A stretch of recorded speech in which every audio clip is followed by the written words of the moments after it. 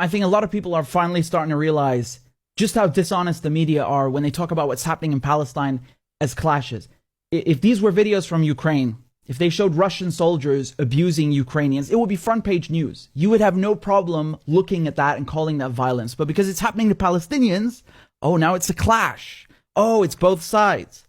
Look, man, when you have gangs of uniformed thugs draped in riot gear bursting into a mosque and shooting people with tear gas while they're praying, that's not a clash. That's literally the definition of brutality. And this idea that if Palestinians dare to throw a rock in self-defense at somebody that's tear gassing them, that they're somehow equally to blame. I mean, what is this colonial slave mentality? Like, how dare you defend yourself? Accept your oppression, you Arab terrorist. Man, I don't understand people who can sit there and watch an entire people being humiliated, subjugated, and ruthlessly oppressed every day by an occupying military force, and then attribute equal blame to unarmed Palestinian civilians. I mean, how morally bankrupt do you have to be to utter such a thing? Huh? To say that Palestinians living under Israeli occupation are just as guilty as the people colonizing them.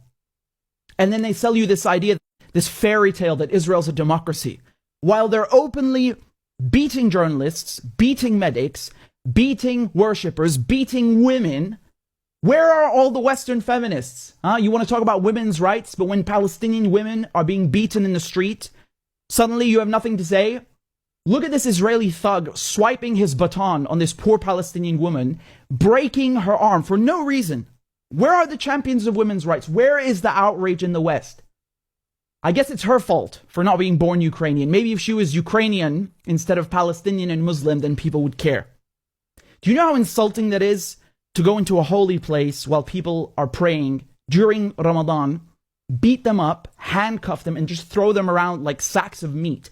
I'm not even Muslim, and I am insulted. I'm offended.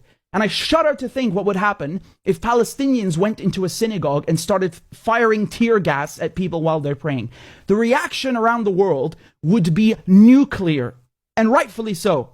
So where's the outrage here? Why the double standard? How can the media see images of this, of Palestinians being handcuffed and thrown around in a place of worship, and all they do is make excuses for Israel? You know, that building, the Aqsa Mosque, has been there for over 1,000 years. Look how they smashed the windows and the doors like it's some used car. And this is the second year in a row that the Israelis have done this. And the last time, a war broke out. You know, Palestinians are living 2-3 generations as refugees on their own land. They have no state, they have no equal rights, no armed forces. And meanwhile, the Israelis have nuclear weapons, an air force, billions of dollars being bankrolled by the Americans, and they have the complete political backing of the Western media. And you call that a level playing field?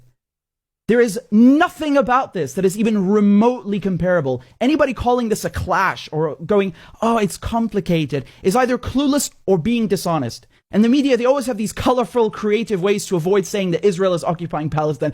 Oh, it's both sides being violent. Oh, there are tensions because it's Easter and Passover and Ramadan coinciding. No. Get one thing straight.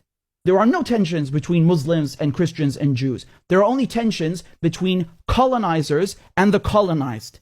Get that straight.